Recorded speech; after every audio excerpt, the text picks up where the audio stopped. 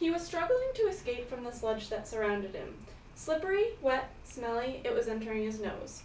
As the oil further entered his lungs, he could feel it burning, but he couldn't escape it. As he sat, he began to lose his buoyancy due to the oil. As humans, we have control of how we treat the animals that share the planet with us. Understanding the harm that we cause, it's important for preservation of endangered animals. Habitat loss, pollution, and physical abuse are all things that we create that harm these animals, and I would like to enlighten you on how we create these situations. First, there is water pollution. This can happen in a multitude of ways. Oil spills, littering into waterways, and runoff. When an oil spill occurs, oil doesn't dissolve in the water. It creates a sludge that suffocates fish, blocks light from plants, and when it touches birds, it inhibits their buoyancy. Littering waterways can be just as dangerous, creating birth defects from chemicals and killing marine mammals. Air pollution is another thing that can harm animals. Car emissions are dulling the aromas of flowers, preventing bees and other insects from being attracted to them. This is hurting pollination, food sources for the bees, and mating. This has a potential of greatly harming crops that we need to grow, because without bees, there will be no more cross-pollination, and without other insects getting the nectar from these plants, there will be no bugs enriching the soil. Air pollution also creates acid rain by mixing with the moisture in the air. This rain then falls onto the earth.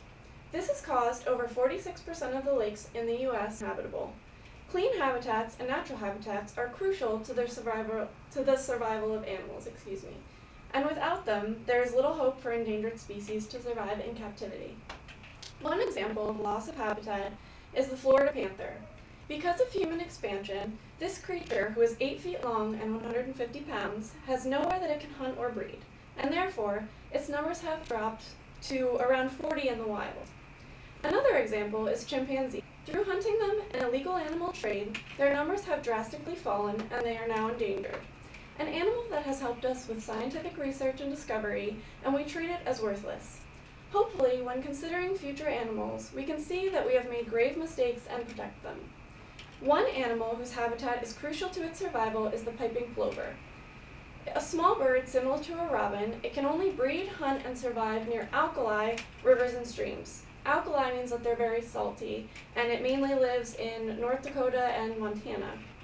Through chemical pollution and dams changing river flows, animals are losing their natural habitat and are close to becoming endangered. After having the knowledge of this, many will want to save this animal instead of abusing it further. Speaking of abuse, over 350,000 blue whales have been killed for the whaling industry. There are less than 2,500 left in the wild, and even though they are endangered, there are individuals who continue to hunt them. What they don't realize is taking one of these majestic creatures and killing it could be the end for the whole species. Over time, there have been many animals that are now suffering from endangerment due to hunting. The Asian elephant is mainly captured for uses in different circles. This animal is electrically prodded, muzzled, and pulled on with bull hooks to learn tricks. The animal goes through extreme amounts of pain while doing these tricks, and the only reason it does it is fear of punishment. Is that any way to treat a beautiful animal that is headed toward extinction? Even if we attempt to take the animals that I have mentioned and put them into safe habitats such as zoos, there is a little chance that they will breed enough to give the species hope. In zoos, overcrowding, lack of space, and improper habitats create much difficulty in reproduction. There have been times when zoos try and artificially inseminate endangered animals, like panda, but for some reason, something unknown goes wrong and the babies pass away. Would you want to have anything to do with the death of these innocent animals? When I began, I spoke to you about lack of understanding to what we were doing to these animals. I covered quite a bit of information about the different types of endangerment that we are creating. And I would like to let you know that there are some easy ways that you can help slow down this extinction. Recycle. Turn off the lights when you leave the room. Don't leave the water running when you brush your teeth.